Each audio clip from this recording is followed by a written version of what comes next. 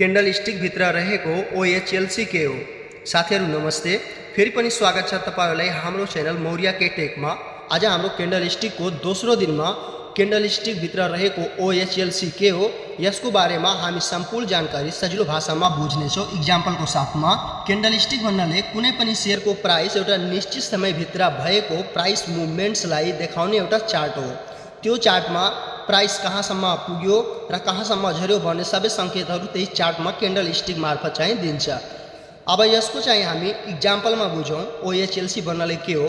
जस्तै पहिलो यहाँ छ ओपनिङ प्राइस, हाई प्राइस, लो प्राइस, लास्टमा छ यहाँ क्लोजिङ प्राइस। अब हेर्नुस् यहाँ हाम्रो एउटा बुलिश क्यान्डल छ।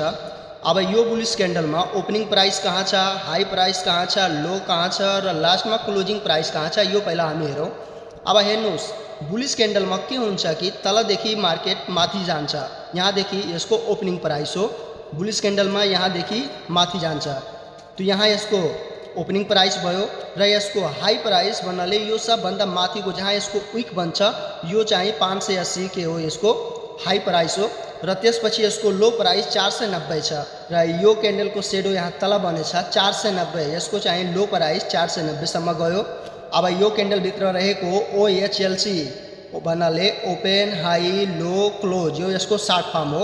अब यो भित्र रहेको 580, 520, 500 र 490 यो सबै चाहिँ के हो एउटा क्यान्डलको OHLC हो। त्यही भएर OHLC भन्नाले 500, 580, 490 र 520 चाहिँ हुन्छ। र यो क्यान्डल भित्र एउटा महत्त्वपूर्ण नोट छ यो हामी बुझौं।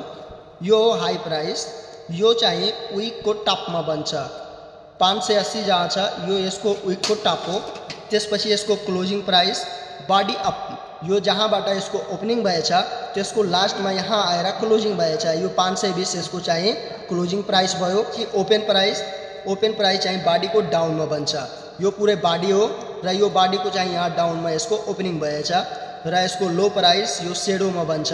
यहाँ चाहिँ 490 यो यसको लो प्राइस हो।